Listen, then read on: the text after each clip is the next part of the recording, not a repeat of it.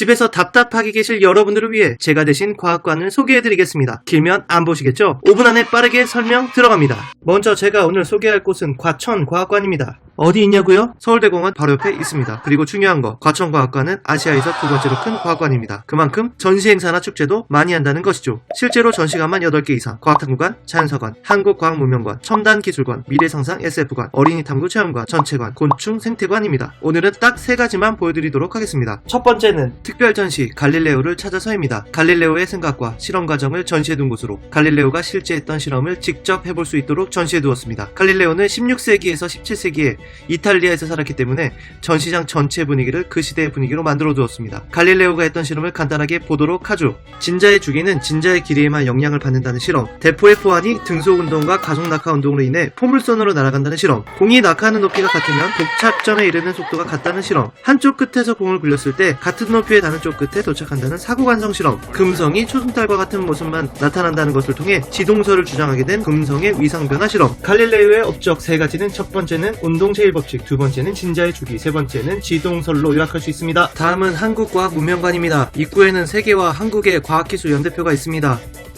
한국 문명은 어떻게 독자적인 생명력을 유지하며 세계 문명 발전에 동참할 수 있었는지에 대해서 나와 있습니다. 즉 한국 문명도 세계에 뒤처지지 않는다는 것을 알려주는 것이죠.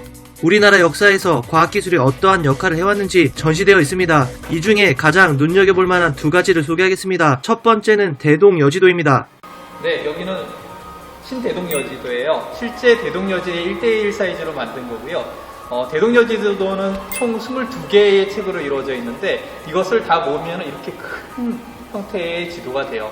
한번 표지를 한번 눌러보면 책이 어떻게 합쳐져가지고 하나의 한반도가 되는지 볼 수가 있는데 한번 눌러보시겠어요? 됐다. 자, 이제 누르시면 돼요. 누르시면은 여기다 한번 눌러보세요. 네. 이게 되어 있죠. 이렇게 만든 이유는 큰 지도를 갖고 다니면서 보기가 힘드니까 지역마다 이렇게 한 번씩 해서 예를 들면 서울에서 강릉에 갈 때는 한 곳만 들고 가면 전체가 이렇게 펴져서 볼 수가 있잖아요. 그래서 이 큰 지도를 만들 때 책을 22도로 해서 만들었어요.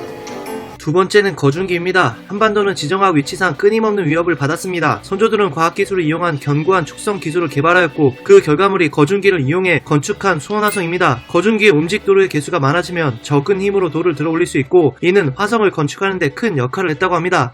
마지막입니다. 과학관 내부에는 창작 카페라는 곳이 있는데 이곳에는 인간 특성 체험전을 하고 있습니다. 인간이 동물과 다른 이유를 신체적, 인지적, 사회적 관점에서 보고 각각의 특성에 따라 체험해볼 수 있도록 구성했습니다. 신체적 구조를 알아보는 체험에서는 손으로 앞나사와 수나사를 조이고 풀며 손의 다양한 움직임을 알아보고 균형방구 위에서 여러가지 자세를 잡아보면서 신체 구조를 직접 이해해보도록 하였습니다. 또한 착시 현상을 통해 지각과 인식에 대한 실험도 있었는데 마름모의 구조물이 거울에서는 원형의 모습으로 보였습니다. 이런 착시 현상은 뇌가 우리 몸을 보호하려는 의도에서 비롯되었는데 불필요한 것은 인식조차 하지 못하도록 걸러내서 빠르게 결정할 수 있도록 하고 필요한 정보만 얻으면서 세상을 이해하도록 한다고 합니다. 또한 인간의 미래 모습을 상상해보는 코너도 있었는데 인간의 모습이 어떻게 변해갈지도 예상해보게 하는 체험이 있었습니다. 인간의 손가락이 길어질지 짧아질지 눈의 모양은 커질지 작아질지 거울에 비친 현재 모습을 보고 나서 변화하는 환경을 예측해서 자신의 모습을 나타내보는 것입니다. 그리고 디지털로 소통하는 시대에 이모지라는 디지털 문자로 소통하는 체험존이 있었습니다. 다양한 상황에서 어울리는 얼굴 표정을 하나의 언어로 만들어 상대방에게 맞추게 하는 것입니다.